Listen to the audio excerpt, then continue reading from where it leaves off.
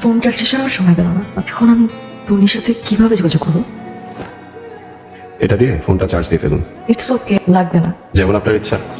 আচ্ছা, আপনার power bank আমি ইউজ করলে আপনার কোনো প্রবলেম হবে না তো? আরে না, আপনি চার্জ দিন। Thank you.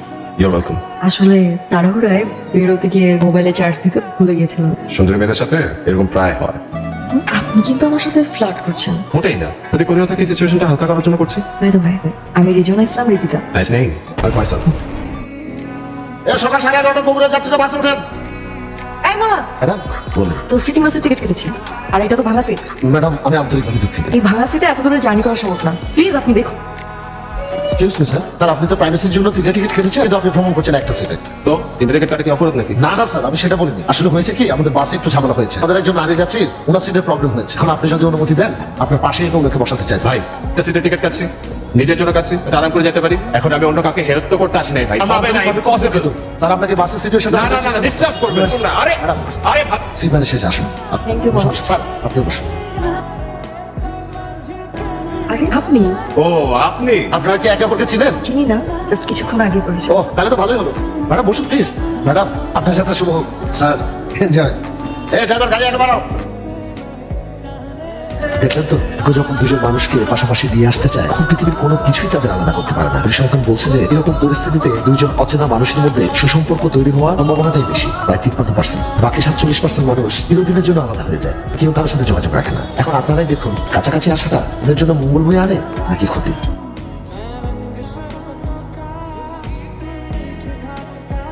কি হয়েছে? এরকম করছেন কেন? মাথা ঘোরাচ্ছে আর বমি লাগছে। কান আসছে। আপনাকে কে বলেছে এরকম অবস্থায় গাড়িতে উঠতে? আপনারা এরকম প্রেগনেন্ট অবস্থায় লং জার্নিতে আসেন কেন? আপনারা জানেন না আপনাদের মতো মায়েদের জন্য তাদের গর্ভের সন্তানের অবস্থিত ভোগে। এ বলেন কি বলেছে জানেন? আমাকে একটা শিক্ষিত মা দাও, আমি তোমাদেরকে। এক্সকিউজ মি, একটু থামুন। আপনি বকবক করেই চলেছেন। আমি প্রেগনেন্ট, আপনাকে কে বলেছে? আপনিই তো বলেন আপনার বমি পাচ্ছে, মাথা ঘোরাচ্ছে। আজব মানুষ তো আপনি। একবার বমি বমি পেলেই আর মাথা ঘোরালে সে প্রেগনেন্ট হয়ে যায় নাকি? আপনার মতো জঘন্য টক্সিক মাইন্ডের লোকের সাথে আমি জার্নি করবো না। আইসিডি চলছে। কুল কুল, আপনি রেগে যাচ্ছেন কেন? অত কথা বলে রাখবো না। না না, জাস্ট একটু ভেবে দেখুন, আপনার কিন্তু এখন আর মাথা ঘোরাচ্ছে না। মানে আপনার মাইন্ডটা ডাইভার্ট হয়ে গেছে। যখন কোনো জার্নিতে যাবেন, তখন যদি ওই জার্নির ব্যাপারে ভাবেন, তখন আপনার শরীরটা খারাপ লাগবে। আদারওয়াইজ আপনি যদি অন্য কিছু নিয়ে চিন্তা করেন, তখন শরীরটা আর খারাপ লাগবে না। তাই তো, এটা কিভাবে হলো? ম্যাজিক এভাবেই করতে হয়, জানতে হয়, বুঝতে হয়।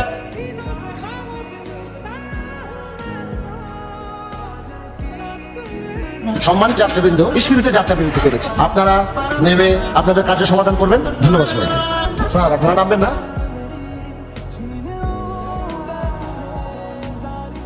I am really sorry. It's okay. Bus কেন থেমে আছে? আসলে একটা বিশেষ মানুষ ঘুমাচ্ছিল তো, ড্রাইভারকে বলেছি যাতে গাড়ি না। ফেসলামি না করে আরে যাত্রা বিরতি চলছে, সবাই নিচে গেছে, আপনি যাবেন? আমি বরং এখানেই থাকি। জায়গাটা আসলে সুন্দর। আপনি যান। আপনি কিন্তু খুব সুন্দর করে কথা বলেন। আপনার হাসিটা সুন্দর। Thank you. চলো। ওকে। এইখানে পরিসংখ্যানের হিসাব বলে লাভ নেই। দুজন প্রাপ্তবয়স্ক ছেলে এবং মেয়ে যখন নতুন নতুন আলাপচারিতে মেতে ওঠে, এদিকে যাই। তখন আশপাশের দুনিয়া সম্পর্কে তাদের আর কোনো ধারণা থাকে না। জায়গাটা একটু বেশি সুন্দর, তাই না? হ্যাঁ ভালোই। আপনি চুপচাপ কি ভাবছেন? দুদিন পরে আমার শিল্পকলা একাডেমিতে একটা শো আছে, থিয়েটার করি। ওটারই ডায়লগুলো একবার মনে পড়ছিল আর কি। Wow, that's great. আপনি কোথায় যাচ্ছেন সেটাই তো জানা হলো না। নয়নতলা, ওখানেই শো। আমিও নয়নতলাতে যাচ্ছি। আমার জন্ম নয়নতলাতেই, বাট থাকা হয় ঢাকাতে। তো এবার কি উদ্দেশ্যে আছেন? বিশেষ একটা কারণ, তবে সেটা বলা যাবে না। বলেন না। বাবার বিয়ে দিতে যাচ্ছি। আরে মানে কি? আসলে আমার মা ছোটবেলাতে মারা যান, এরপর বাবার দ্বিতীয় বিয়ে করেন। আচ্ছা, গুড ফাদার। আসলে আমার ইচ্ছা দেশের বাইরে সেটেল হওয়ার। তাছাড়া আমার বিয়ে হয়ে গেলে তখন তো বাবা একা হয়ে যাবে, তাই আমি নিজেই জোর করে বাবাকে বিয়ে দিচ্ছি। তবে আমার কাছে কিন্তু এর থেকে একটা বেটার আইডিয়া ছিল। কিরকম? ঘর জামাই। চিন্তা করে দেখুন না, আপনি যদি এরকম কোনো ছেলেকে বিয়ে করে থেকে যান, এক ঘর জামাই ছেলের সাথে যদি বিয়ে হতো, তাহলে আপনিও এখানে থেকে যেতে পারতেন। আঙ্কেলও আর লোনলি ফিল করতেন না। তাই বুঝি? এরকম মেরুদণ্ডহীন ঘরজামাই কোথায় পাবো? আরে আজিত, চারপাশে একটু চোখগুলি দেখেন, অনেক ছেলে রেডি হবে। আপনি কিন্তু মানুষটা ভীষণ ফানি। কথা বললাম, তাও ফানি লাগে। জান আপনি। এখন আর শরীর খারাপ লাগছে? লাগছে। ওয়েট ওয়েট, বয়ফ্রেন্ড কি করে? আসলে আমি সিঙ্গেল। তাহলে তো কথা চালিয়ে যাবো না, পরে আবার তো সব করবেন? আপনার ইচ্ছা। স্যার বাসের টায়ার ব্লাস্ট হয়েছে। এই নামেন নামেন সবাই নাম। Wow, I love sunflower. একটা সুন্দরের কাছে আর একটা সুন্দর আসলে কি হয় জানেন? কি হয়? আমি কেন করতে যাবো? রিজার্ভেন্ট নেই? আরে ও শিট, একটু দেখে রাখবেন না? পারবেন? দেখি, ট্রাই করে। হবে হবে হবে হবে, সাবাস সাবাস। আপনার পছন্দের মানুষ এই আঘাত পেয়েছে আর আপনি তাকে সাহায্য করবেন না, এমন হতেই পারে না। তবে এরকম পরিস্থিতিতে পছন্দের মানুষকে কোলে নেওয়া বা কাঁধে নেওয়ার সম্ভাবনা নির্ভর করে সঙ্গিনীর ওজনের উপর। সঙ্গিনী স্লিম হলে কোলে নেওয়ার সম্ভাবনা 100%, আর সঙ্গিনী হেলদি হলে এটা নির্ভর করে যে কোলে নেবেন তার সাহস এবং শক্তির উপর।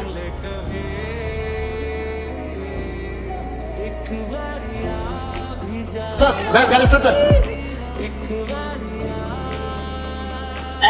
মানুষের সঙ্গে বাবা গাড়ি পাঠান বলেছে তিরিটা এবং ফয়সালা বিচ্ছিন্নতার দলে আমার কি এরপর তো চাই চার গন্তব্যে আবার হয়তো দেখা হবে না। এভাবে বলছেন কেন? পৃথিবীটা গোল, ভাগ্যে থাকলে আবার দেখা হয়েও যেতে পারে। কিন্তু ভাগ্য তো নিজের হাতেও লেখা যায়। মানে মোবাইলটা দেন। আরে মোবাইলটা দেন না, আবার যাতে দেখা হয় সেই ব্যবস্থা নিজেই নিজের হাতে লিখে দেবেন। আমার নাম্বার। আপনি মানুষটা না ভীষণ অদ্ভুত। আই এগ্রি, আপনিও মানুষটা ভালো। আবার দেখার আশায় তাহলে বিদায় নিন। বাবা কেমন আছো তুমি? তোমার কেমন আছিস? এই তো ভালো, সবকিছু ঠিক সব ঠিকঠাক। তুমি ওই ভেতরে নিয়ে যাও, যা।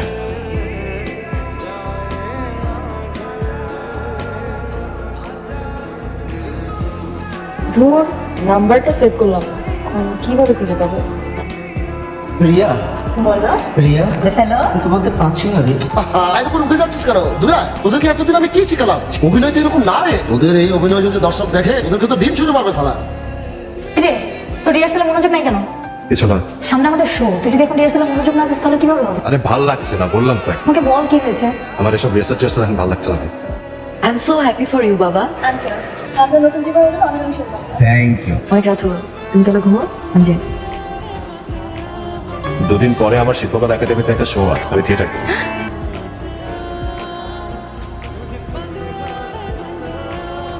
আপনি এখানে?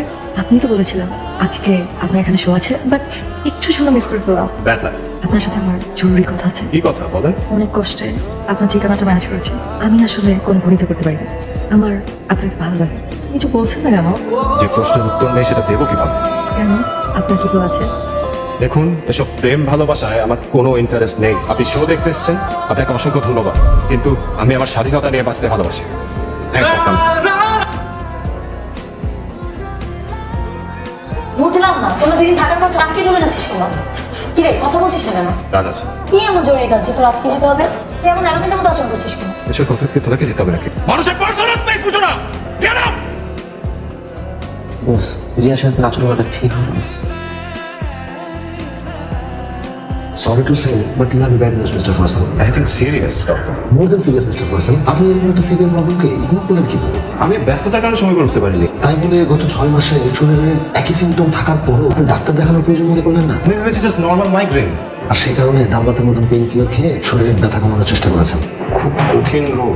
সহজ ভাষায় বলতে গেলে ব্রেন টিউমার। মায়ের সত্যি কথা বলবেন? অবশ্যই।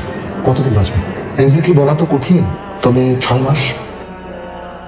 ঠিক আছে তো, 6 মাস এত এত তো খারাপ না। 6টা মাস নিজের মতো করে বাঁচবো, সমস্যা নেই। মিস্টার ফয়সাল, আমি আপনাকে কিছু মেডিসিন দিচ্ছি। হ্যাঁ, ওষুধ খেয়ে কি হবে? না তারপরে তোমার ওষুধগুলো যন্ত্রণাটা কমাবে। আমি অনুরোধ করবো যে ওষুধগুলো খাবেন। আমি এত কষ্ট করে জীবনটা ম্যানেজ করে মানুষটাকে বুঝে দিতে আর আমাকে ফিরিয়ে দিল, কিন্তু ওর চোখে তো স্পষ্ট ভালোবাসা যায়।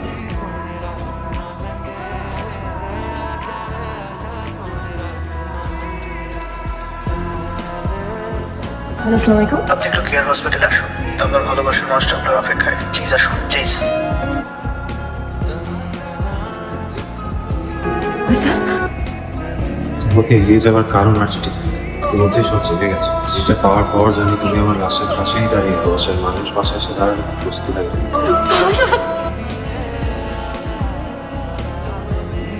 প্রত্যেক মানুষই দিন শেষে তার ঘরে ফেরে, তার প্রিয়জনের কাছে ফেরে। ঘর সেটা না যেখানে আপনি প্রতিদিন ফেরেন, ঘর সেটা যেখানে আপনি প্রতিদিন ফেরার জন্য অপেক্ষায় থাকেন, যে ঘরে আপনার প্রিয়